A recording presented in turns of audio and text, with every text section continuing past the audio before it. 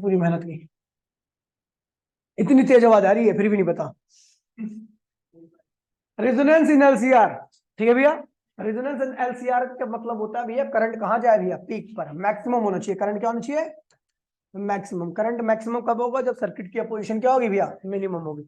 Circuit की opposition minimum क्या होनी चाहिए, यानी जेड क्या हो भैया, मिनिमम हो। जेड क्या हो, जेड मिनिमम जब कभी हो सकता है, जब मैंने बताया भैया जेड के कुछ दो फैक्टर ऐसे हैं जो फ्रीक्वेंसी के वेरिएशन पर क्या होते हैं, वेरी करते हैं, ठीक है भैया। उनको एक काम करता है, हम ऐसी फ्रीक्वेंसी डाल सकते हैं कि उनके इन्फ्लुएंस को क्या कर दें, जीरो कर दें। क्या कर दें, तो उस फ्रीक्वेंसी को मैं रेजोनेंट फ्रीक्वेंसी कहता हूं। अगर ये पूरा का पूरा मिनिमम होना चाहिए तो इसकी वैल्यू को हम छेड़ सकते हैं। इसकी वैल्यू को कुछ ऐसा कर दे कि भैया इसका डिफरेंस क्या आ जाए, जीरो आ जाए। तो हमने कह दिया एक्सएल माइनस एक्सी का डिफरेंस क्या लाना है मुझे, जीरो लाना है।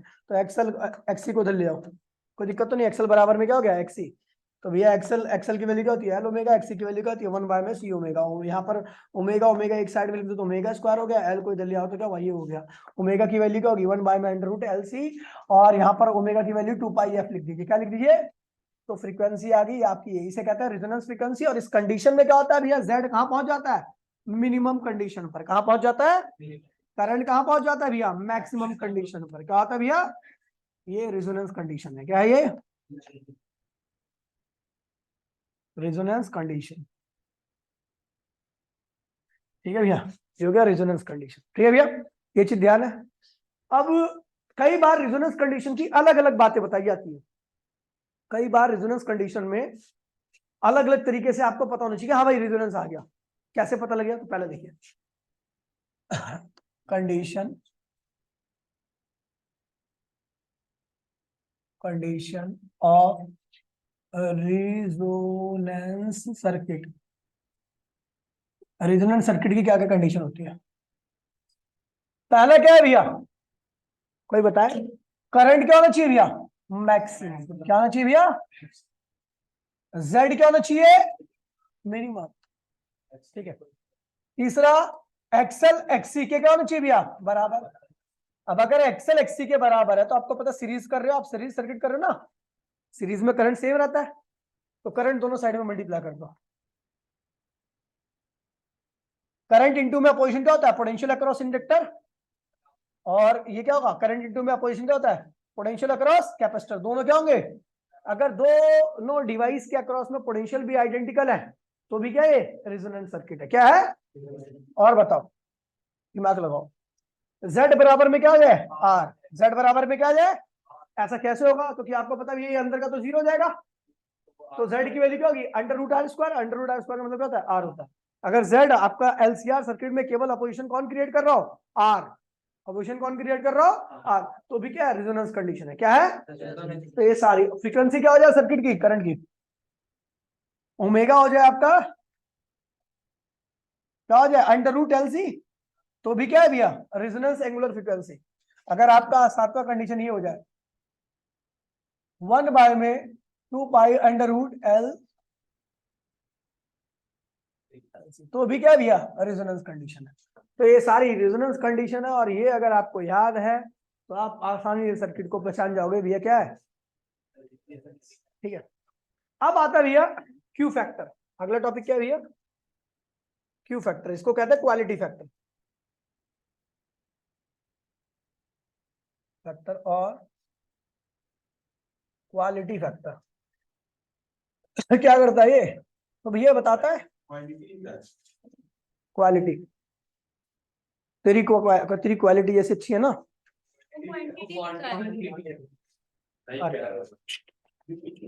अरे हो गया।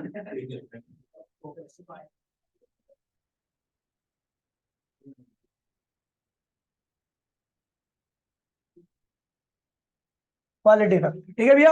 अब देखिए क्वालिटी फैक्टर मतलब बताता है, ये रेजोनेंस के टाइप को बताता है। क्या बताता है, रेजोनेंस अच्छा हुआ है या रेजोनेंस खराब हुआ है। क्या हुआ है, रेजोनेंस अच्छा जब माना जाएगा जब करंट क्या होगा, बहुत हाइट पे जाएगा। जब करंट क्या होगा, बहुत ज्यादा हाइट पे रहेगा, तो उस वक्त रेजोनेंस क्या माना जाएगा, अच्छा माना जाएगा। और क्वालिटी फैक्टर क्या होगा उस सर्किट का, बहुत ज्यादा हुआ, कुछ भी, ठीक है। और अगर रेजोनेंस आपका खराब हुआ है, रेजोनेंस हुआ है लेकिन रेजोनेंस खराब हुआ है, तो उस वक्त जो क्वालिटी फैक्टर रहेगा वो क्या होगा भैया, कम आएगा। ठीक है। और सर्किट का करंट का पीक तो पीक पे रहेगा, लेकिन वो पीक ज्यादा हाइट पर नहीं जाएगा। ठीक है। तो क्वालिटी फैक्टर बताता है नेचर ऑफ रिजोनेंस। ठीक है। अगर क्यू क्या होगा, लार्ज होगा, तो रेजोनेंस क्या होगा, रेजोनेंस गुड होगा।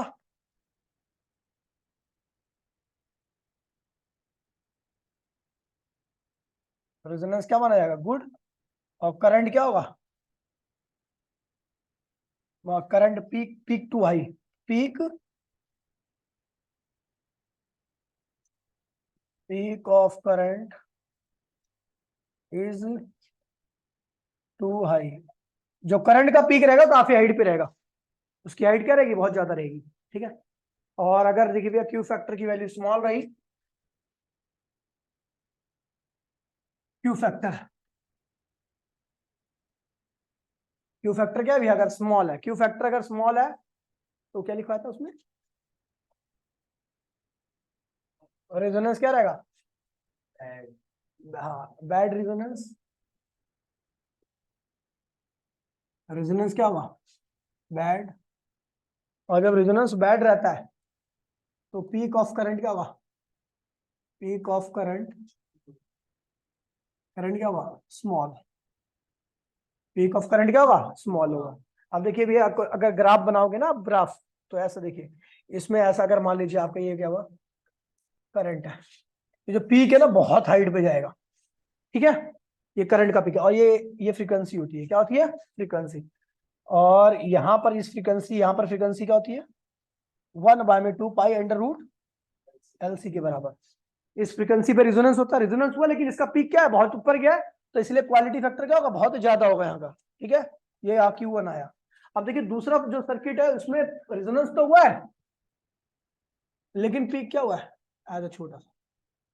फ्रीक्वेंसी क्या होगी, 1/2 पाई अंडर रूट LC, मतलब रिजोनेंस तो हुआ है, लेकिन क्वालिटी फैक्टर Q2 आया। करंट क्या है, कम है। ठीक है। तो Q1 is greater than Q2। ठीक है। कौन सा क्वालिटी फैक्टर ज्यादा माना जाएगा, पहले वाले सर्किट का। समझ गए भैया क्वालिटी फैक्टर। अब इसका फॉर्मूला क्या होता है, तो फॉर्मूला होता है भैया कुछ नहीं। ठीक है। क्वालिटी फैक्टर जब भी बात की जाएगी, क्वालिटी फैक्टर में से किस कंडीशन में निकाला जाता है, क्वालिटी फैक्टर की बात करूंगा तो इसका मतलब सर्किट किसमें है, रेजोनेंस में है। क्वालिटी फैक्टर जब भी बोलेगा, हाँ ये भी ध्यान रखना, अगर क्वेश्चन में बोलते भैया क्वालिटी फैक्टर निकालो, तो इसका मतलब सर्किट किसमें है, रेजोनेंस किसमें है।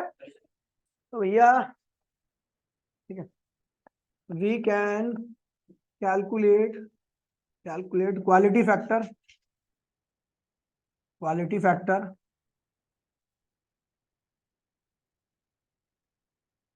Factor only in resonance condition. Resonance condition में ही हम क्वालिटी फैक्टर को क्या कर सकते हैं, अब ये निकाल सकते हैं। समझ गए। और ये होता है भैया क्वालिटी फैक्टर जो होता है। अच्छा एक बताओ, देखिए फॉर्मूला जो आ रहा है, खैर उसके बारे में पहले बाद में बात करते हैं।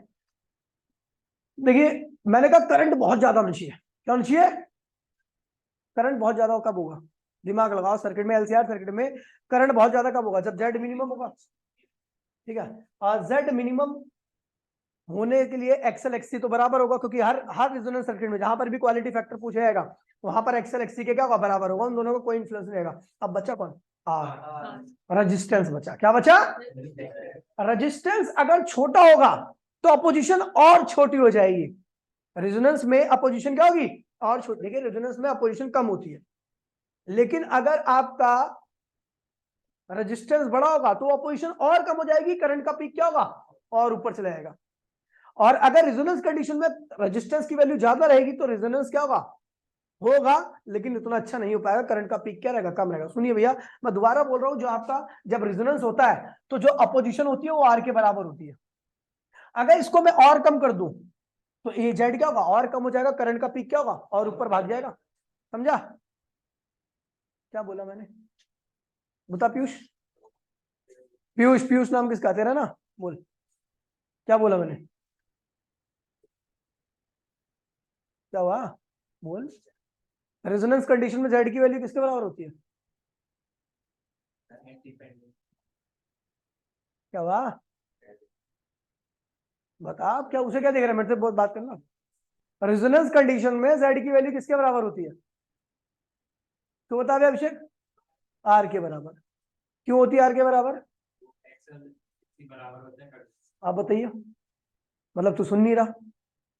मैंने देखा, मैंने ऑब्जर्व किया, तभी तेरे से पूछा कि तू ध्यान नहीं दे रहा, तेरा ध्यान कहीं और है। इतना इंपॉर्टेंट टॉपिक को भी ध्यान नहीं दे रहा, दिमाग कहीं और भाग रहा है इसका। ठीक है भैया, अब बताए भैया, हमें पता लग गया भैया रेजोनेंस कंडीशन में जो अपोजिशन रहेगी वो आर के बराबर रहेगी। अगर आर को भी मैं कम कर दूं तो पीक क्या होगा करंट का, और ऊपर से यानी जो क्वालिटी फैक्टर है वो ज्यादा होगा तो करंट का पीक ज्यादा होगा, और करंट का पीक ज्यादा है इसका मतलब रेजिस्टेंस क्या है, कम है, और रेजिस्टेंस कम है तो क्वालिटी फैक्टर क्या है, ज्यादा है। यानी क्वालिटी फैक्टर और रेजिस्टेंस एक दूसरे से क्या होते हैं, इनवर्सली प्रोपोर्शनल होते हैं। क्या होते हैं? अगर सर्किट में एलसीआर सर्किट में रेजोनेंस हो रखा है और आपका रेजिस्टेंस कम है तो क्वालिटी फैक्टर क्या होगा, ज्यादा हो जाएगा। और एलसीआर में रेजोनेंस हो रखा है लेकिन रेजिस्टेंस ज्यादा है तो भैया सर्किट का पीक ज्यादा नहीं जाएगा, क्वालिटी फैक्टर क्या होगा, कम हो जाएगा। समझा विकास मैंने क्या बोला? रिपीट कर मेरी बात को। जो मैंने बोला आर कम है, क्वालिटी फैक्टर क्या होगा, कम होगा। हाँ ठीक है, अब देखिए भैया, समझ गया? तो अब देखिए जो हमारा क्वालिटी फैक्टर का फॉर्मूला होता है, ठीक है, एक बात बताओ, पोटेंशियल किसके ऊपर ज्यादा आता है? मैंने बताया था पोटेंशियल उसी के ऊपर ज्यादा होगा जिसका अपोजिशन क्या होगा, ज्यादा होगा, जिसका अपोजिशन। समझ गए? अब आपको पता है भैया एलसीआर सर्किट की बात कर रहा हूं, ये क्या है भैया, एल सी आर। दिमाग लगाना, ये पे दिमाग लगाने वाली बात हो रही है भैया। ये आर है, एल सी आर है, एल सी आर। इसके अक्रॉस में पोटेंशियल कितना आता है, वीएल वीसी और वी आर। अगर मान लीजिए मैं क्वालिटी फैक्टर की बात कर रहा हूं यार, बाय ऑब्जर्वेशन, ऑब्जर्वेशन यार, जो क्वालिटी फैक्टर है वो किसके अक्रॉस में पोटेंशियल के डायरेक्टली होगा, ये बताओ। अगर मैं बताऊं, आपको पता दोनों पे पोटेंशियल क्या आना है, रेजोनेंस कंडीशन में पोटेंशियल सेम आना है, तो चाहे मैं इंडक्टर लूं चाहे मैं कैपेसिटर लूं कोई दिक्कत नहीं है, दोनों पे सेम ही पोटेंशियल आएगा। रेजोनेंस कंडीशन में दोनों पे सेम पोटेंशियल आता है ना, दोनों की अपोजिशन सेम होगी तो दोनों की अपोजिशन सेम होगी, दोनों पे पोटेंशियल भी क्या आएगा, सेम रेजिस्टेंस पे सीरीज पे सेम पोटेंशियल आता है। पता नहीं पता? सर्किट में जब एक ही टाइप के रेजिस्टेंस होते थे तो सब पे पोटेंशियल क्या आता था, बराबर बराबर बराबर। यहाँ पर दोनों की अपोजिशन क्या है भैया, सेम है रेजोनेंस कंडीशन में, तो दोनों पे पोटेंशियल भी क्या आएगा, सेम आएगा। अब पोटेंशियल दोनों पे सेम आने का मतलब है कि मैं चाहे कैपेसिटर को लूं चाहे इंडक्टर को लूं, एक ही बात है। तो मैं बोल रहा हूं भैया अगर इंडक्टर पे ज्यादा पोटेंशियल आएगा या कैपेसिटर पे ज्यादा पोटेंशियल आएगा तो इसका मतलब उनका पोजीशन क्या है, ज्यादा है, तो रेजिस्टेंस पे कम पोटेंशियल आएगा। क्योंकि आपको पता है सीरीज में पोटेंशियल डिस्ट्रीब्यूट करता है, अगर एक डिवाइस पे ज्यादा पोटेंशियल आ गया तो दूसरे पे क्या आएगा, कम आएगा। अब रेजिस्टेंस मुझे पता है, मैं तो क्वालिटी फैक्टर की बात कर रहा हूं, और मैं क्वालिटी फैक्टर की बात कर रहा हूं इसका मतलब सर्किट में क्या हो रखा है, रेजोनेंस हो रखा है। रेजोनेंस हो रखा है तो कुल अपोजिशन क्या होगी, आर के बराबर होगी। और मैंने बोला अगर उस कंडीशन में, रेजोनेंस कंडीशन में कैपेसिटर पे या इंडक्टर पे ज्यादा बड़ा पोटेंशियल आता है तो रेजिस्टेंस पे कम पोटेंशियल आएगा। रेजिस्टेंस पे कम पोटेंशियल का मतलब रेजिस्टेंस का पोजीशन क्या है, कम है। रेजिस्टेंस का पोजीशन कम है तो क्वालिटी फैक्टर क्या होगा, समझ गए भैया? यानी जो क्वालिटी फैक्टर है वो कैपेसिटर के पोटेंशियल या इंडक्टर के पोटेंशियल के क्या होता है, डायरेक्टली होता है। क्योंकि इनके ऊपर जितना ज्यादा पोटेंशियल आएगा रेजिस्टेंस के ऊपर उतना कम पोटेंशियल आएगा, और रेजिस्टेंस के ऊपर जितना कम पोटेंशियल रहेगा उसका पोजीशन उतना कम रहेगा। ज्यादा कौन बोल रहा है भाई? हाँ ज्यादा बोल रही है तू, झूठ झूठ। ठीक है भैया, समझ गया? ये हो गया, कोई दिक्कत तो नहीं है। तो इन दोनों के ऊपर पोटेंशियल का क्या होता है, डायरेक्टली होता है। क्योंकि अपने को पता है इस पे पोटेंशियल ज्यादा तो रेजिस्टेंस पे कम, रेजिस्टेंस पे कम तो पोजीशन कम, क्वालिटी फैक्टर ज्यादा। अगला quality factor inversely equal to potential across resistance, ये तो पता ही है आपको। कंबाइन कीजिए, कंबाइन किया तो भैया क्या हो गया, वीसी अपॉन में वी आर, ये होता है भैया क्वालिटी फैक्टर का फॉर्मूला। इसको भी लिख सकते हो क्यू इक्वल्स टू में वी एल अपॉन में वी आर, कोई दिक्कत तो नहीं है। अब इसका जो आपने फॉर्मूला बुक में देखना है तो वो कुछ ऐसा होगा, Q इक्वल्स टू में चाहे दोनों से करोगे तो सेम ही आएगा रिजल्ट, चाहे कैपेसिटर लेके करोगे चाहे आप इंडक्टर लेके करो, सेम आना है, देख लेना भी। देखो तो VL क्या होता है, VC क्या होगा, XC इंटू में I, और ये क्या होगा I इंटू में R। आई से आई कट मर गया, एक्सी क्या होगा 1 बाय में सी ओमेगा आर, रेजोनेंस फ्रीक्वेंसी होनी चाहिए। ओमेगा क्या है, क्योंकि हम क्वालिटी फैक्टर निकालना है तो फ्रीक्वेंसी क्या होगी, रेजोनेंस ही होगी, पता ना। चलो और ये क्या होगा आर। तो भैया एक काम करते हैं, 1 बाय में सी और ये क्या हो गया आर, और ये क्या हो गया ओमेगा आर। 1 बाय में सी आर, कोई दिक्कत तो नहीं भैया। ओमेगा क्या है भैया 1 बाय में अंडर रूट एल और अंडर रूट सी, दोनों अंडर रूट में थे ना इसलिए मैंने लिख दिया। अब देखिए सी से ये क्या हुआ अंडर रूट सी बार गया, अंडर रूट सी को अंडर रूट सी बार काटेगा, तो ये इसे सॉल्व करो तो क्या होगा 1 बाय में R under root C under root L, ये हो गया। ये एल वाला ऊपर जाएगा और सी वाला नीचे रहेगा। ये ऊपर कटा है तो ये ऊपर ये दिख रहा होगा आपको नीचे, ठीक है। अब ये देखोगे तो इसे 1 बाय में आर अंडर रूट में एल अपॉन में सी, ये आ रहा है, ठीक है। ये आपका क्यू फैक्टर का फॉर्मूला है जो आपकी बुक में दे रखा है। आप इससे भी निकालोगे ड्राइव करोगे तो इससे भी यही आएगा। देखिए क्यू इक्वल्स टू में एक होगा एल, अच्छा एल है तो एक होगा एल ओमेगा, अरे यार क्या लिखा एक्सएल इंटू में आई, और ये क्या होगा आर आई, आई से आई कैंसिल हो गया, एक्सएल की वैल्यू क्या होती है एल ओमेगा, रेजोनेंस फ्रीक्वेंसी ये एल, ऐसी नहीं ओमेगा का तो 1 बाय में under root L under root C upon में क्या हुआ आर, ये क्या हुआ अंडर रूट एल से अंडर रूट एल क्या हुआ कैंसिल हो गया, तो ऊपर क्या हुआ अंडर रूट एल, नीचे का हुआ अंडर रूट सी, और ये क्या हुआ आर, तो ये क्या हुआ 1 बाय में R under root L upon में सी। आ गया ना भैया, दोनों सेम फॉर्मूला आया, कोई दिक्कत तो नहीं है। समझिए भैया ये क्वालिटी फैक्टर है, जितना ज्यादा करंट का पीक उतना ज्यादा। अब इसका क्या पंचायत कर रही है क्या, देखिए एक सर्किट है,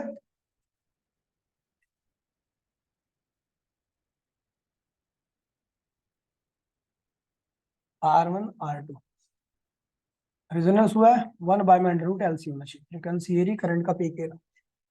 बता कौन सा रेजिस्टेंस आता है, हाँ बहुत मारूंगा सुअर बना दूंगा मार मार के बेटा, ठीक है। तो हमें पता क्वालिटी फैक्टर प्रोपोर्शनल क्या था भैया रेजिस्टेंस, तो क्वालिटी फैक्टर किसका आता है, ये Q2 है ये Q1 है, तो here Q2 greater than Q1, तो रेजिस्टेंस क्या होगा R2 is less than R। समझिए भैया इस तरह क्वेश्चन आते हैं ध्यान रखना, ठीक है। हो गया quality factor Q factor resonance, clear है भैया। चलो भैया आगे बढ़ते हैं, अगला टॉपिक है loss of power. Loss of power इसका नाम है dissipation of power,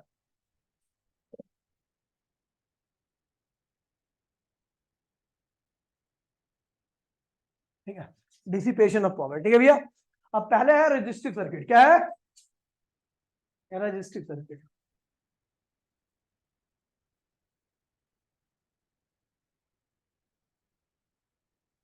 resistive circuit, circuit कैसा है, केवल रजिस्टर है, आपने किसी सप्लाई रखी है करंट की, तो ये रेजिस्टेंस है और ये क्या अल्टरनेटिंग करंट है, ठीक है। पावर निकालने से पहले हम क्या निकालेंगे हीट, क्या निकालेंगे तो एट एनी, आपको पता है करंट वेरिएबल होता है, वेरिएबल करंट है, हर पॉइंट पर करंट क्या हो रहा है वेरी कर रहा है। कुल हीट निकालनी है तो आप किसी पर्टिकुलर इंस्टेंट की क्या निकालोगे पहले हीट, तो at any instant, at any instant heat कितनी निकली डीएच, वो किसके बराबर होगी करंट का स्क्वायर रेजिस्टेंस आर और टाइम कितना भैया, ठीक है। तो डीएच क्या करंट कितना भी यहाँ पर जो है आई नॉट साइन ओमेगा टी, ठीक है भैया कोई दिक्कत तो नहीं है। तो ये क्या होगा I naught sine omega T whole square R into में डी टी, ठीक है भैया। तो डी एच इक्वल्स में क्या हो जाएगा आई नॉट स्क्वायर है ना आर और sine square omega T into में डी टी, कोई दिक्कत तो नहीं है। हमने क्या किया 2 से मल्टीप्लाई किया 2 से डिवाइड कर दो, ठीक है। तो अगर डी एच इक्वल्स में क्या हो जाएगा आई नॉट स्क्वायर आर और ये 2 को इसके नीचे लगा दीजिए, 2 साइन स्क्वायर को लिख दीजिए 1 minus cos 2 omega T into में क्या हो गया डी टी, कोई दिक्कत तो नहीं भैया, समझ गए। तो ये जाएगा आपका डी एच इक्वल्स में क्या जाएगा आपका आई नॉट स्क्वायर आर अपॉन में क्या हो गया 2 और ये क्या हुआ D T minus cos 2 omega T D T, कोई दिक्कत तो नहीं है। टोटल हीट क्या निकालनी है total heat 0 to T, zero से लेकर टी टाइम में कुल कितनी हीट निकलेगी, तो ये क्या होगा, डीएच का इंडिकेशन क्या होगा, H I not R upon में 2, और इसका इंडिकेशन करोगे तो क्या होगा, डी टी, जीरो से लेकर T minus cos 2 omega T D T, और ये क्या होगा, जीरो से लेकर टी, क्या आ गई, जीरो। आपको पता साइन कॉस जो भी हो, जीरो से टी के इंटरवल में क्या आता है भैया, जीरो आता है। तो ये क्या आ जाएगा, एच इक्वल्स टू में आई नॉट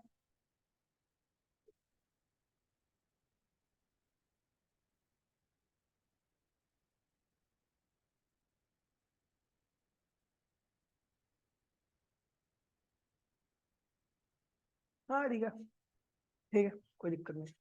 देख रहा था मैं कहीं कुछ कमी तो नहीं आ गई, अपॉन में 2, और यहाँ पे क्या हुआ, स्मॉल टी, डी टी का इंडिकेशन क्या होता है, स्मॉल टी, लिमिट लगी जीरो से लेकर टी, कोई दिक्कत तो नहीं है, वो जीरो हो गया। तो एच इक्वल्स में क्या हुआ, आई नॉट स्क्वायर 2, ठीक है भैया, और ये हो जाएगा भैया आपका आर, और ये क्या हुआ, टी हो गया, ठीक है। एक काम करो, टोटल हीट पावर निकालिए ना, टाइम से डिवाइड कर देते हैं इसको, हाँ हो गया, हो गया, ठीक है भैया। क्या है आपका, आई नॉट 2, और इसको लिख दो आई नॉट इंटू में आर अपॉन में 2 लिख दूंगा, कोई दिक्कत तो नहीं है, अबे लिख दो, आई नॉट स्क्वायर है,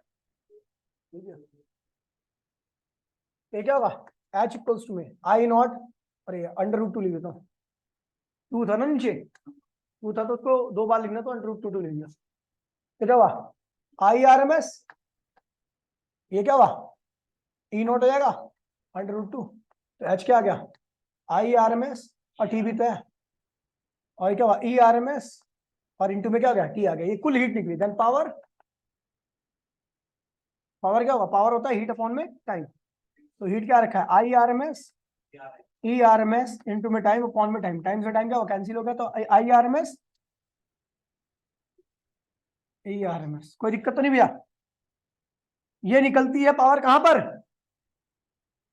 रजिस्टिव सर्किट में, रजिस्टिव सर्किट में अगर आप करंट देखोगे, करंट करंट दे रखा है, ईएमएफ दे रखा है, E R M S I R M S दोनों को मल्टीप्लाई कर दो, वही क्या है भैया, टाइम, पावर निकलेगी। पावर क्या होती है, loss of energy in for 1 second, क्या है, energy for 1 second is known as power, energy for 1 second, 1 second की एनर्जी को, अच्छी अच्छी सेकंड को हम क्या कहते हैं पावर। अब देखिए, loss of energy, energy in inductive circuit, inductive circuit, inductive circuit में लॉस ऑफ एनर्जी कर रहे हैं, ठीक है। तब देखिए भैया, अब मैं ज्यादा गणित नहीं लगाऊंगा, सीधा मुद्दे पे आऊंगा, ठीक है। अब देखिए भैया, पावर का formula, heat at any instant, at any instant, power निकाल दो डायरेक्ट, क्या डायरेक्ट पावर निकालता हूं, ठीक है। एट एनी इंस्टेंट पावर क्या होती है, डीएच अपॉन में डी टी, पावर यही तो होती है, पावर यही होता नहीं होता। अब इसको सीधा पावर को लिख दो, करंट इंटू में ईएमएफ, पावर ये भी तो होता है, करंट इंटू में पोटेंशियल क्या होता है, पावर नहीं होता, पता नहीं पता, करंट आप पोटेंशियल क्या पे ही है, तो यहाँ पर आई की वैल्यू क्या होती है,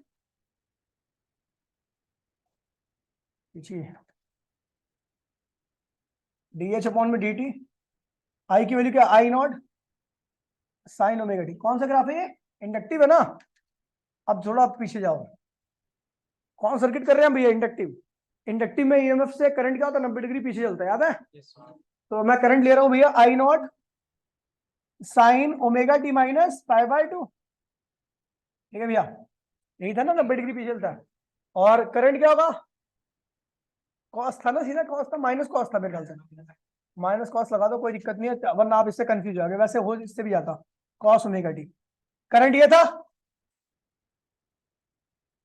इंडक्टिव सर्किट में करंट ये था ना, और ईएमएफ क्या था, ई नॉट साइन ओमेगा टी, तो डी एच इक्वल्स में क्या हुआ, डी टी, ये क्या हुआ, minus I not E not, और ये क्या हुआ, साइन ओमेगा टी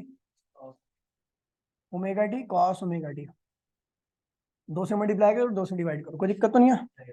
तो डी एच क्या हो जाएगा, आई नॉट अंडर रूट में 2 ई नॉट अंडर रूट में 2, कोई दिक्कत तो नहीं है, 2 को मैंने लिख दिया अंडर रूट 2 और इसको लिख दीजिए साइन 2 ओमेगा टी, क्या लिख दिया और पीछे क्या लगा दिया dt, क्या लगा दिया ये dt वाला multiply, total heat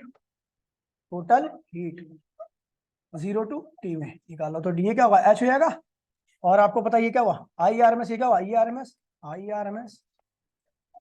M S और इस 0 से लेकर टी के इंटरवल में साइन ओमेगा टी को dt को इंटीग्रेट करो तो क्या आ गया भैया पूरा 0, तो यहाँ से हीट क्या आ गई भैया 0।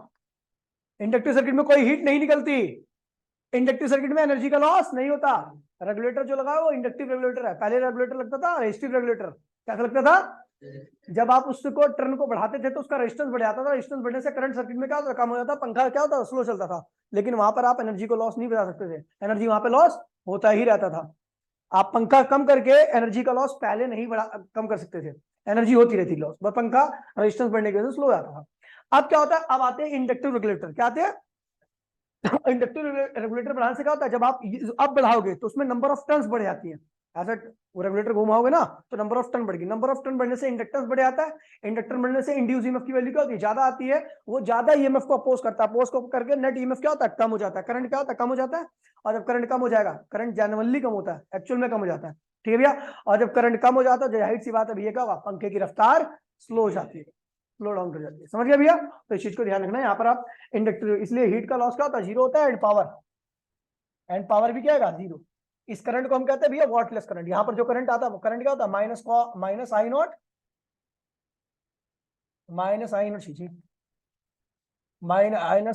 कॉस ओमेगा टी, इसे कहते हैं वॉटलेस करंट, क्या कहते हैं वॉटलेस करंट, क्यों क्योंकि इसकी वजह से सर्किट में कोई पावर का लॉस नहीं होता, वॉट मतलब क्या होता है पावर, वॉट किसकी यूनिट है पावर की, तो इसलिए वॉटलेस करंट कहते हैं। फिर बात है भैया कैपेसिटिव सर्किट, क्या आता है कैपेसिटिव सर्किट, तो डीएच क्या होगा, क्या था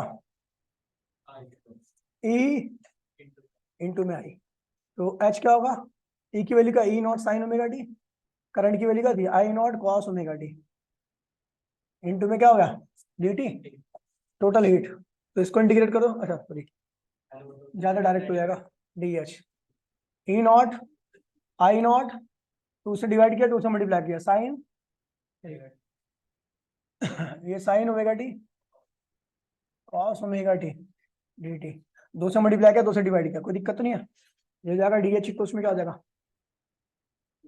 ई आर एम एस हो जाएगा, ये क्या होगा आई आर एम एस हो जाएगा, E R M S I R M S, और ये क्या होगा sine 2 omega T D T, total heat